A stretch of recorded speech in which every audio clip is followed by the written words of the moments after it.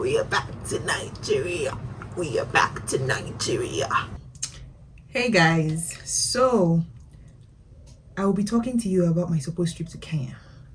I know you guys have been seeing a lot of clips and I probably haven't said much about it, but I'm going to make a full video now about everything that happened.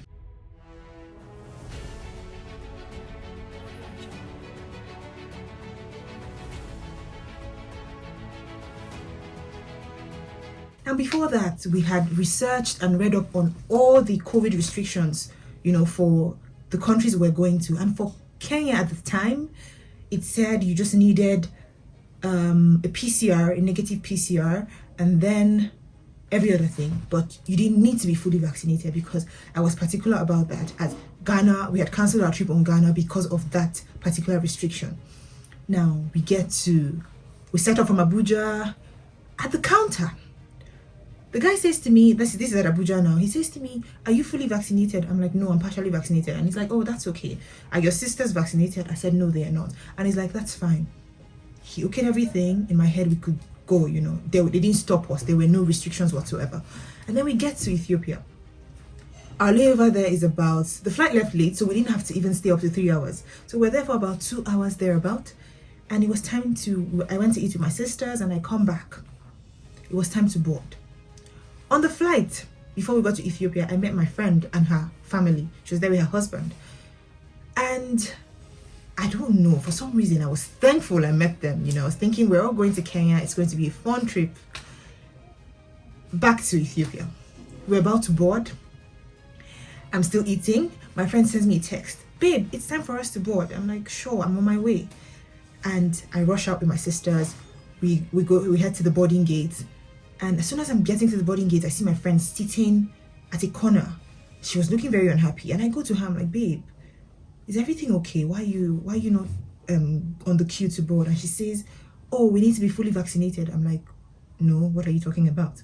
And they're like, "Oh, it's a new rule that was implemented the night before." So we're there on the 23rd, and there was a new rule on the 22nd night, I think. I'm like, "No, this doesn't make sense. This was not a requirement at the time. Even if it was going to be an issue, we should have had the issue from Nigeria. These guys are supposed to know these things. This shouldn't be a problem. We should have known before leaving from Nigeria." And we sit down there hoping something will be done. People are boarding. Boarding is almost complete. And I'm like, okay, what's going to happen? And one of the guys there, one of the staff comes to us and says, "Oh, are you fully vaccinated? My friend is fully vaccinated." And she says, "Oh yeah, she is, but then she doesn't have a card. So you can't even scan the barcode to be sure she's fully vaccinated." And I said to him, "I'm partially vaccinated." They take our card acting like they're going to do something about it, but they kept going back and forth and nothing happened. And we sat down there the whole time waiting. Boarding was complete. I was thinking, okay, something will be done differently, but at this point, I'm looking at the aircraft leaving. I'm like, okay, that's probably not the aircraft. The aircraft is probably still waiting for us, but I clearly knew the gate I was boarding from, and this aircraft was leaving. And they said to us, "Oh, that we can't go in, that this has happened to people. It happened to people the previous day, I think, but somehow they were able to get through. This is what's going to happen. They're going to take us to the airline office, speak to the manager, and then send our names down to Ethiopia. Send our names down to Nairobi, and then hopefully we should be able to fly." I'm like, okay, sure. And then we all come together as a group, because it wasn't just me and my friend's family. It was me, my friend's family, and some other people. And then we come together as a group. They take us down to the airline office, they said. And while we were there waiting, we went through this long corridor. We're waiting for them to go in and do what they had to do. We were hopeful, because they gave us some kind of hope at the boarding gate that we should go to the airline office and then sort things out. Things will be fine. And we're there for about an hour plus. At this time, I'm getting very upset, because once these guys switch their language, you are in trouble. They start talking to you in English and then they switch their language. Just know that you're not getting anything out of it. I had a surgery and I'm thinking, you can't drag me through this corridor. There is no form of assistance you guys are giving to me. I have a stick. I have a walking stick, for God's sake. And you keep punishing me like this. And I'm like, I was taking it cool with everyone. Up until this guy came and says, "Oh, he's got a boarding pass for us." He made us believe we were going to leave the next day, but then we needed to go to the hotel. He comes and he shares something that looks like a boarding pass. We're excited. We're thinking, okay, tomorrow is the day we get to leave. A boarding pass clearly looks like this, right? With all of the details, your seat number and everything. This guy issued us something like this with a piece of paper, written, everything was written in pen, basically. There is your flight number, there is my name, there is the date of travel, there is where I'm going to. At this point, we had this with us. Everyone was giving this. And we're excited, thinking because we're in a peculiar situation, this is probably the best boarding pass they could give us. And we took this as a boarding pass, and then we kept it. They said to us, because it's already 2 a.m., you guys have to go to a designated hotel. Then tomorrow, we would send your name to Nairobi, and then hopefully you can fly. We're very positive about everything. And then we go for our bags. Now our bags, it was a transit flight. Our bags were already heading to Nairobi. We're thinking there's going to be a way. We're going to Nairobi tomorrow, so it's going to follow. We're going to get it eventually. And then they pick us to the hotel. We go down. We get through passport control. And then they said if we had anything to declare, we should come and declare. At this point, we're thinking we have nothing to declare, so just let us go. So we get to arrivals, and then they tell us to wait. They're going to contact the driver. They get through to the driver, and then they take us to this bus. They say we are going to Sarem International Hotel. I don't know if it's pronounced as Sarem or Sarim. I'm going to have to look for the spelling and put it in the video. They say that's where we're going to. We're thinking, okay, these guys have got us. They're catering for us. They're looking after us. They put us in the bus. This was almost 3 a.m. now. On our way to the hotel, it was such a long ride to the hotel, and I realized we're going outside of town. Like, we're going deep and deep and deep. We're going farther away from where we came from. And this was 3 a.m. I was looking at people in the bus like, are they thinking what I'm thinking? But then I didn't want to talk because, you just don't know what's going on. And then we keep going. It was about 30 minutes drive from the airport. And then we get to the hotel. This is in the slum of Addis Ababa. My God. I have never seen something like this in my life. I was too exhausted to even think of the environment. But then I didn't know my sisters were like taking notes, and they were like, what is this place? I was just thinking, we're in a hotel. We're fine. We're good. Let's go in. We go in. They say to us, give us your passports. We need to scan. Give us the passes. That's the boarding passes. The fake boarding passes we got. We give it to them. They scan God knows what. They gave us rooms saying, oh, we should come back at 9 a.m., when things will be sorted out. And then we should go have dinner. Dinner is free. Breakfast is free. And I'm thinking, these guys are still very kind. They give us our room keys. And we're going to, I get to the room. We settled down, but we didn't have our bags. So we had to manage what we had with us. Now my younger sister goes to the balcony of the room and she's like, babe, you guys can't see where we are. This is the slums of Ethiopia. Like, we don't even know where we are. Like, how are you guys comfortable in this place? And I said to her, they've assured us that we're getting out of here tomorrow. This girl said, no, you guys sleep, I'm not sleeping. She practically did not sleep that night because she was very scared. And I thought, I had heard so many nasty things about this country, so I'm going to sleep with my documents. I carry my documents and I practically have them under my pillow and I'm sleeping. I wrap the hand of my bag like to my hand, and I'm sleeping with my pillow, with my thing under my pillow. I'm like, I don't want to take chances, because once these guys get hold of your documents, your passport, you are done. We fast forward to where we wake up in the morning, we are hyped, gingered, oh, we're heading to Kenya today, let's pack up and go. They said 9 a.m. and we go downstairs to the hotel.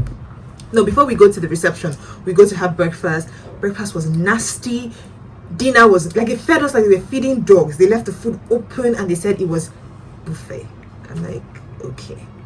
We go downstairs in the morning to the reception after eating now, and we say to them, oh, we're ready to go. Where is the shuttle that's going to take us to the airport? And they say, no, that you can't go now. The airport has not requested for you. I'm like, what are you talking about?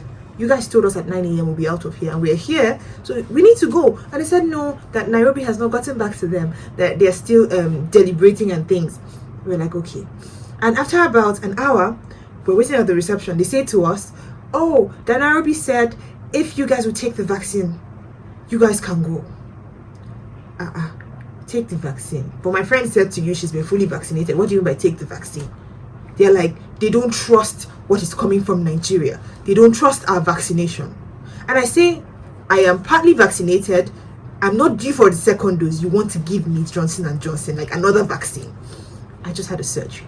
I called my doctor. I'm like, do you guys think I should take this? The doctor says, no, you have a very high risk of a blood clot and it's not advisable that I take another vaccine.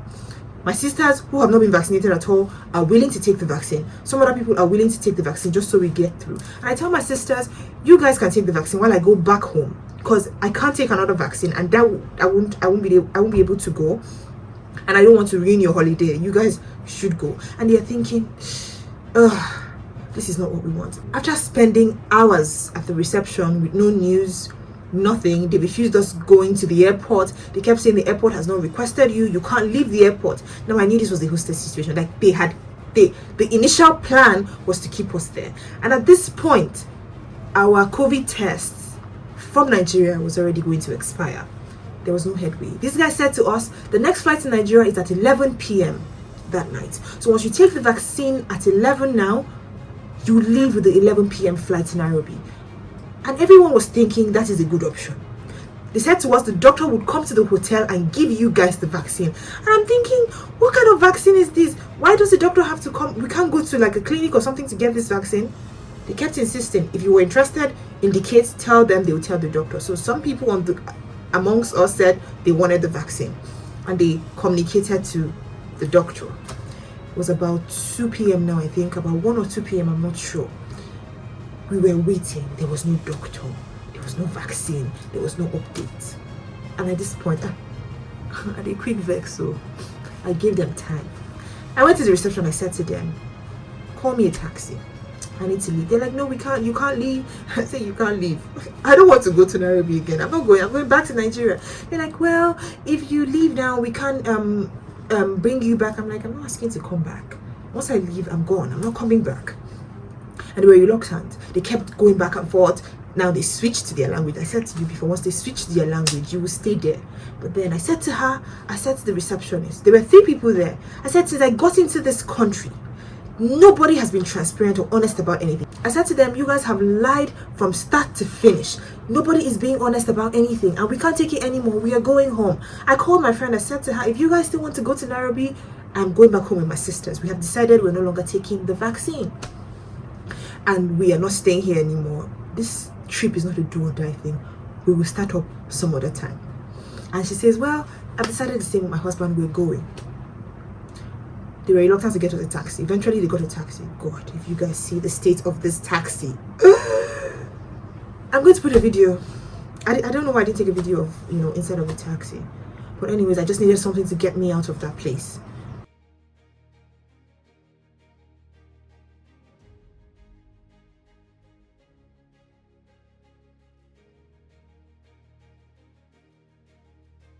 When I got out of the hotel, that was when I looked at the environment. Now it was daytime.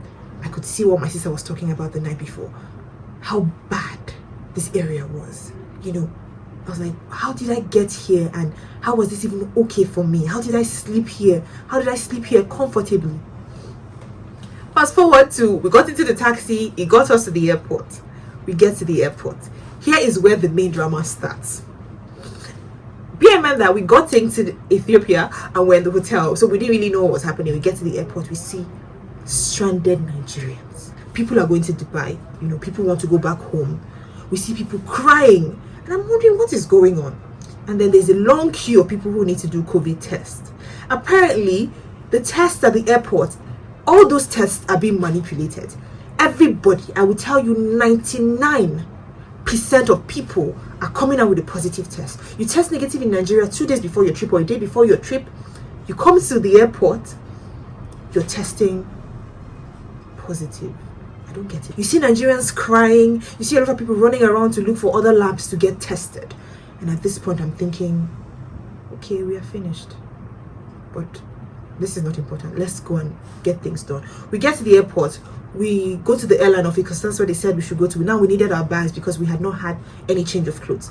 We go to the airline office. We say to the lady, we have a boarding pass, but there's no time of flight. This is the boarding pass with biro. There's no time of flight. We need all those details. How can you help us? And she picks this thing and she goes, this is not a boarding pass. This is for the hotel. And this is the point where we pay attention to this piece of shit, like this trash. And I look at it and it just has my flight number, travel date, Addis Ababa to Nairobi, everything is there. But then below it has 1 of 2 days. Apparently it's a hotel pass and not a boarding pass. Anyways, the lady at the airport, at the airline office, says she's going to speak to a couple of people and find out where our bags are, and then find out what can be done, because at this point we had said to ourselves we are changing our tickets and we're no longer interested in going to Nairobi. We just want to go home. This was Christmas Eve already. I'm thinking this was not the plan. This was not the plan. This lady stays at at her office for a long time and comes out and says, oh, you guys take the vaccine now, you go. And I said to her, and I'm thinking, what is this vaccine about? Why are you guys so pressed about this vaccine? Why do we have to take this vaccine? And at this point we're like, no, we don't want the vaccine anymore, we are going home. This lady was angry, and then she angrily walked out and said she was coming.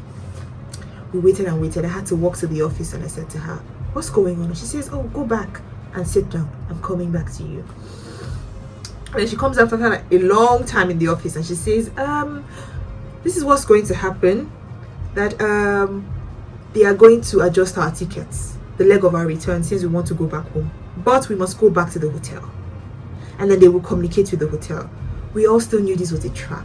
What do you mean go back to the hotel? We just got back from there. This was where these guys didn't even want us to come out, and you're saying go back there. You would communicate, you practically misinform us again like you did. Remember that morning when we went to the reception, they said to us the flight to Nairobi that day was 11 p.m. Now we looked at the screen for all the flights for that day. The flight leaving for Nairobi was at 8 p.m, not 11 p.m. So in all, I really don't know what it was they were doing. And then we go back to, we say to the woman, we're not going to the hotel. We don't want to go to the hotel. We're going to fix, and then she goes angrily, then fix your ticket yourself. In other words, you're going to pay for it. We're happy to pay for it. Just get us out of here. Let's go back home. And then we go to the counter where we can change our tickets. The guy says to us, he gives us a bill, a ridiculous amount of money to change the ticket. And we're thinking, this is the price of a new ticket. At this point, I see, if you want all of my money here, take it. Just change my ticket. Let me go home. So eventually another guy comes and says, oh no, it's free. You guys don't get to pay for this. I'm like, okay, sure. We managed to change it. We're happy. We're thinking, this is a move. We're going home. And they said to us, oh, your COVID test is expired. Nigeria is 48 hours. And after 48 hours, you can't use it anymore. Now we have to do another COVID test. And I'm thinking, this is going to come out as positive because a lot of Nigerians here have been testing positive. What has been happening is Nigerians would test positive maybe 1-2 times. And when they do a third one, they will test negative. Some Nigerians who tested positive, their passports were seized apparently, and they were forced to a certain hotel to quarantine and pay money. At this point, we're thinking this is not what we want for our life, not this period. So we are going to look for another alternative. I start to text my contacts back in Abuja, back in Nigeria. You guys need to actually help me out. You need to recommend a lab or something. Call the agents. We need to find another lab that's going to do this test for us. This carried on up until, this is 24th now, this carried on up until the night of that same 24th. We're thinking, guys, we can't go back to that hotel. We need to find another hotel to stay in. Like, we know what's going to happen to us when we go back there. Now, we eventually get a contact. It's becoming very late. We get a contact of one lab, a recognized lab. And they said we should go and do our test there. But then now we're thinking we need to find a hotel to stay in before we can go and do the test, because these guys clearly want us to go back to that first hotel. Before we left the airport, we had gone to the baggage office. We asked them for our bags and they were able to track the bags. They practically said to us, your bags are not here. Whoever told you your bags are here, your bags are not here. Your bags are in Nairobi. And the only way you can get your bags is if you go to Nigeria and have them request for those bags from Nigeria. Otherwise, those bags will be where they are. And I'm thinking, Jesus, this is another problem. But anyways, we've gotten by. First day, second day, nobody's dying. Let's just find a hotel to stay. And then we got a new hotel to stay. We're about to leave the airport. Some guy says, hey, I recognize you. And I'm thinking, who are you? It's like, I recognize you from yesterday. I'm like, okay. He's like, you need to go to the hotel. He says, I need to call the bus driver. He needs to take you people to the hotel. And I'm like, no, we have a taxi. We're going back to the hotel. So we made them believe at that point we're going back to their hotel. And we said to him, don't call a taxi. Don't call the bus driver for us. We already have a taxi that is taking us back. The guy said, you sure? We're like, yeah, we're sure. Why not? So at this point, he had recognized us from the day before. And he's saying to us, you need to head back to that hotel. You can't be here, but that hotel. And they kept telling us something was wrong, So we got into a taxi, headed to our new hotel. No one knew we're there. At about 3 a.m., we're finally settled. We went to the lab, got our results. They said to us, oh, this is going to take 6 hours. Our flight was for 9 a.m. that day, back to Nigeria. We're like, you guys, but we have a flight to catch. They're like, sorry, they have a lot of samples, and then they can't give it to us earlier than that. This same lab had over 50% of positive cases. That's from Nigeria. So we just thought, are these guys walking hand in hand? At this point, we were so scared. They had charged us so much for COVID test. We didn't mind. We just paid the money just to get a test and get out of this country. We go back to the hotel after the test, after testing. The kind of prayers I had in my mouth, I was like, God, I can't be trapped in this country. Like, this is everything wrong. Like, why are they doing this to us? We stayed and waited. This was Christmas Day now. We had to go and change the ticket because we knew we're not going to leave that place. We're going to clearly miss the flight. We get to the airport. They tell us, oh, we can't, we need to come back later because we're trying to prioritize people flying for that day. Anyways, our result comes out negative. We are so thankful. We are so happy. And then we, go out to eat, have some kind of joy in our life, celebration and things. After that, we came back home, packed our things, and yeah, we headed to the airport yesterday, being the 26th. We were able to check in, got through immigration, got to the boarding gate now, going back to Abuja, and this was like the happiest moment for me. I'm thinking, I didn't have the best of Christmas holidays, but it feels very good to be back home. It feels very good to know that you're leaving that mess of a country. Let me tell you something. You see, there are so many COVID restrictions now for so many countries. Find out before you take any step to go to any country. It's very surprising to know it's an African country that is doing this to you. They're practically stealing from Nigerians. They make you quarantine and pay so much money. They seize your passports. God knows what happens from there. And I'm thankful that did not happen to us. Throughout, I think the 23rd, I don't think I have slept well. Something breaks my sleep, or I'm not even having any sleep at all. Ethiopia is a terrible, terrible country. They are not honest people. They are very terrible people. Take it from me. You see the thing, I have sat down now and I'm talking to you about how this happened. I'm no longer as angry because I'm sitting in my room in Nigeria and I'm not thinking of how someone is trying to kidnap me or seize my passport or something. But it was bad. It was a bad situation. Nigerian government, I don't know what it is. You guys actually know what is happening. You people need to fix this thing. You can't keep hearing that you're treating your citizens like this and you're not doing anything about it. Like, how do people sleep at the airport? How do they seize their passports? How do they make them pay so much money? They are practically extorting Nigerians and you're not doing anything about it. You can't tell me you don't know about it. You clearly know about it because every day Nigerians are complaining. I put up a post and Nigerians are saying, this is what happened to me. This happened to me last month. This happened to me the month before. This happened to me last week. And you're not doing anything about it. We are complaining and the same thing is happening over and over. I'm not even here to shout on you people. You people just work on it. Like, that place is a mess. Nigerian government, fix this. It's as simple as that. What do you mean you're forcing people to take the vaccine? You're practically holding a gun to my head, telling me if I don't take this, this would happen. Why? Are you trying to tell me there's something more to this vaccine people are forcing us to take? It doesn't even make sense. Just fix it. Like, I'm just thankful to be back home, really, with my sisters in one piece. At least no one harvested our organs. No one took anything from us. We are back intact. My passport is with me.